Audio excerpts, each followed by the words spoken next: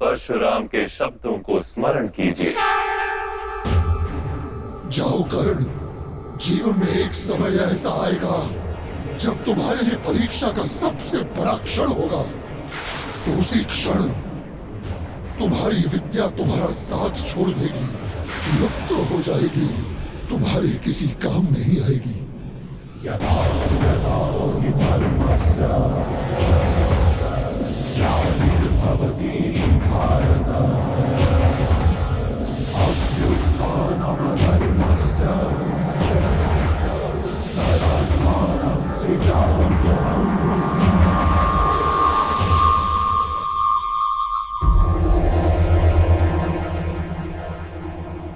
जो विद्या नीति के मार्ग पर चलकर प्राप्त की जाती है, वो संकट के समय में साथ छोड़ देती। ये भगवान परशुराम का श्राप नहीं अंगराज, प्रकृति का नियम है। किंतु मैंने अथक श्रम किए थे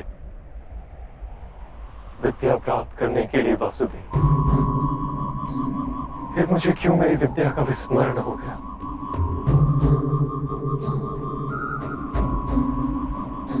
विद्या प्राप्त करने का प्रयत्न आपने क्यों किया था अंगराज? क्या विद्या का महत्व जाना था आपने? क्या विद्या प्राप्त करके समाज को लाभ देने की इच्छा थी आपके हृदय में? या केवल अपने अपमान का प्रतिशोध लेने हेतु आपने विद्या प्राप्त की? वास्तव में विद्या प्राप्त करने हेतु श्रम की तो आवश्यकता ही नहीं होती, केवल एकाग्रता और समर्पण पर्याप्त है। ज्ञान तो आत्मा का सहज गुण है और आप बुद्धिमान हैं। आप ही बताइए, विद्या ग्रहण करते समय मन एकाग्र क्यों नहीं रहता?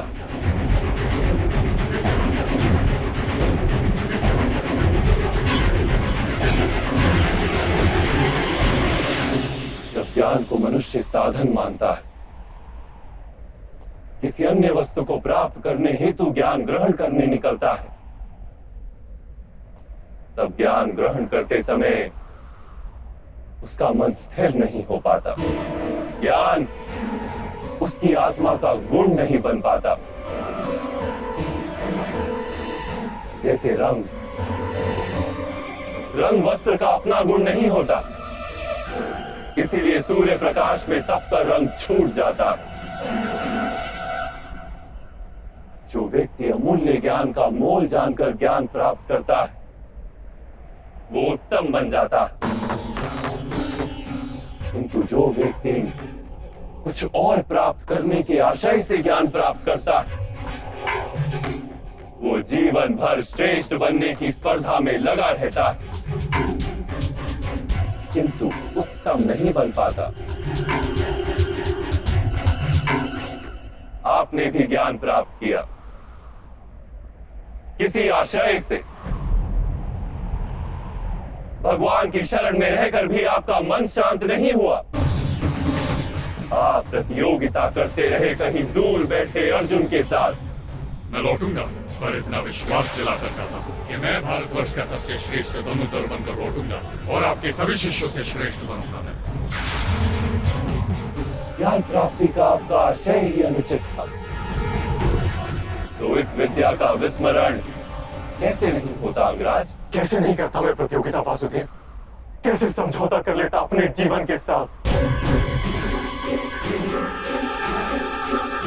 ये समाज निरंतर ही मेरी संभावनाओं को कुचलता रहा है, मेरी शक्ति को सम्मान नहीं दिया, मेरे सपनों को स्वीकार नहीं किया, सदा ही सूत पुत्र कहकर अपमानित करता रहा है मुझे। अपने पिता की बात मान लो, क्योंकि उन्हें ज्ञान है कि सूत में सामर्थ्य नहीं होता।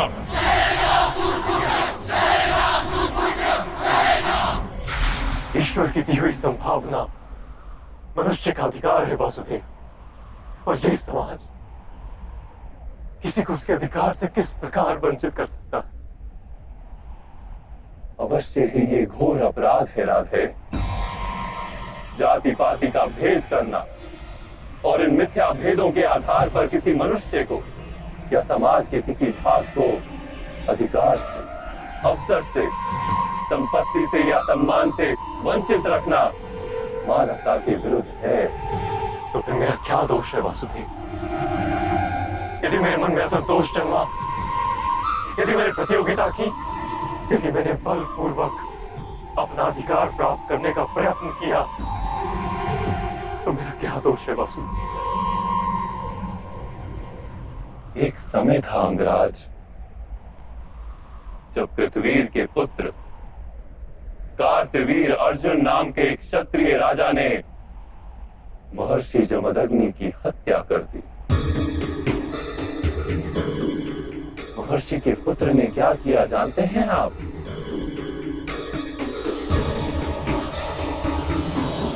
उन्होंने अपनी पीड़ा में भी विचार किया कि क्यों उनके पिता महर्षि जमदग्नि की हत्या की गई, कहां फैला था अधर्म।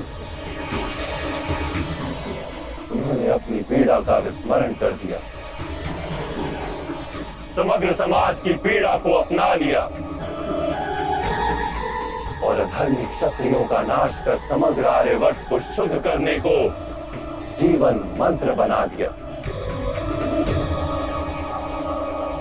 वो केवल प्रतिशोध लेकर बैठते तो आज भगवान परशुराम नहीं कहलाते।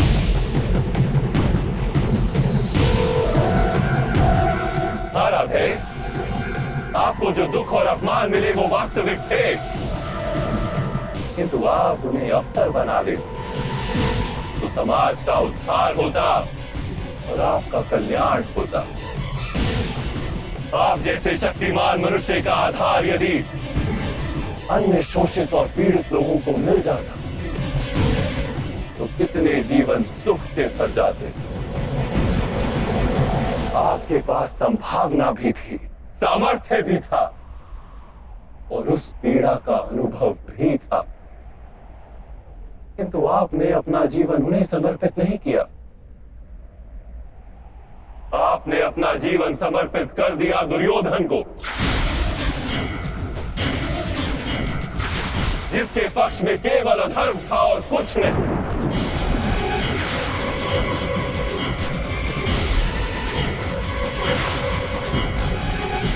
अब देखिए अपनी स्थिति,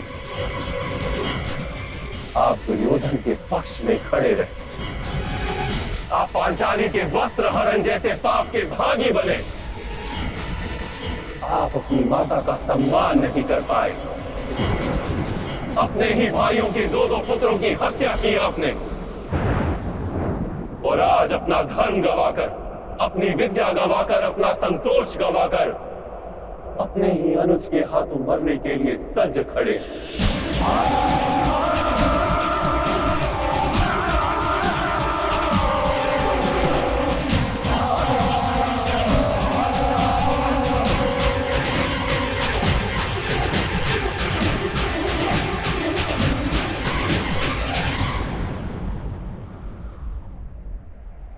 आप यथार्थ कह रहे हैं वासुदेव।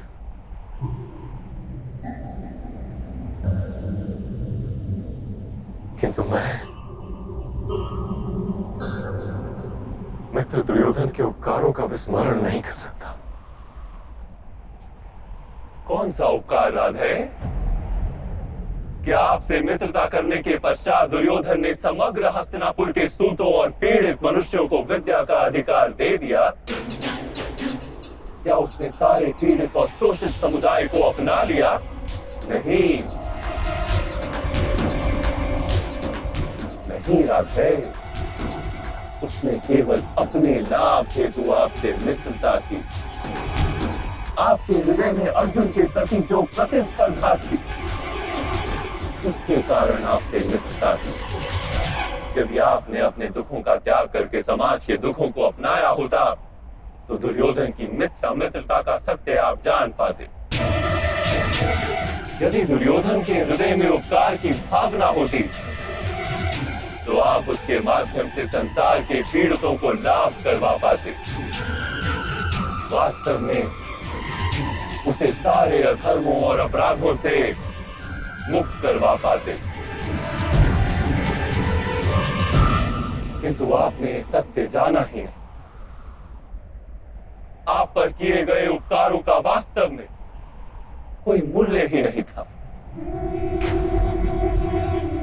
मैंने जीवन भर पीड़ितों और वंचितों को दान दिया है वासुदेव। अपनी संपत्ति में से अपने पास कुछ भी नहीं रखा। धनदान का वास्तविक लाभ दानी को होता है, दान प्राप्त करने वाले को नहीं। आपने यदि अपने सामर्थ्य का उपयोग अपने जैसे पीड़ितों को स्वतंत्रता दिलाने के लिए किया होता तो सबको लाभ होता। राधे, आप कहते हैं कि समाज ने आपकी संभावनाओं का नाश कर दिया, किंतु ईश्वर द्वारा दी गई उन संभावनाओं का मूल्य तो आपने जाना ही नहीं।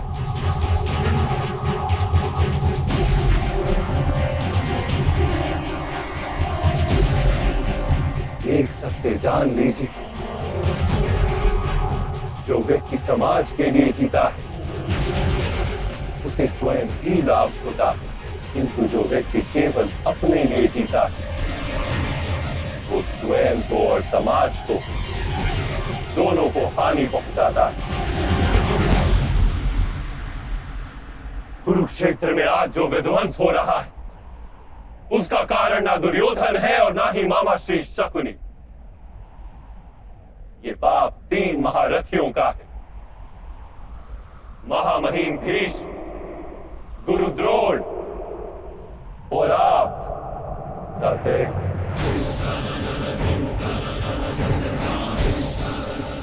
आप तीनों ने यदि अपने माने हुए धर्म का त्याग करके समाज के कल्याण का विचार किया होता, दुर्योधन को सहायता नहीं दी होती तो ये युद्ध ही नहीं होता।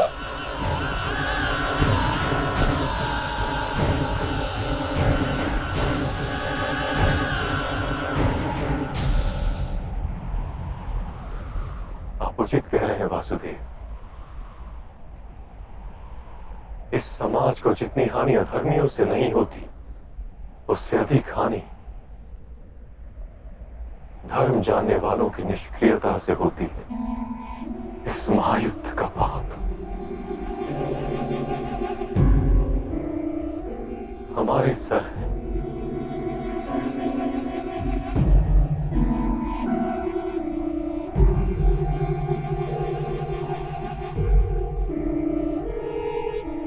अब समय है राधे, अपने दुखों को भूल जाइए, अपने अधर्म का त्याग कीजिए और अपनी मृत्यु को स्वीकार कर लीजिए। इसी में समाज का और आपका कल्याण है राधे।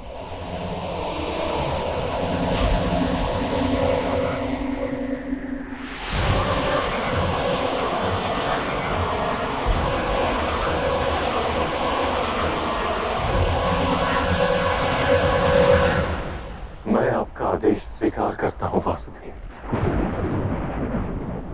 मृत्यु का भी स्वीकार करता हूं।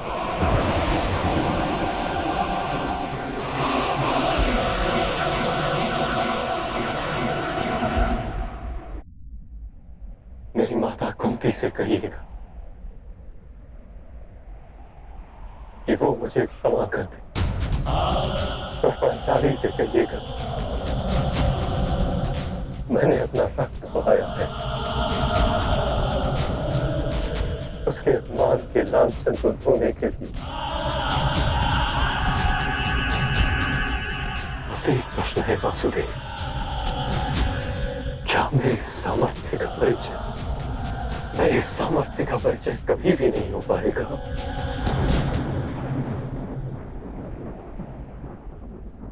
राधे, जब आपके हाथ में धनुष नहीं, आपके रथ का पहिया भूमि में धंसा और आपको अपनी विद्या का विस्मरण हो गया है, ऐसे अवसर का लाभ उठाकर आपका वध करना पड़ रहा है।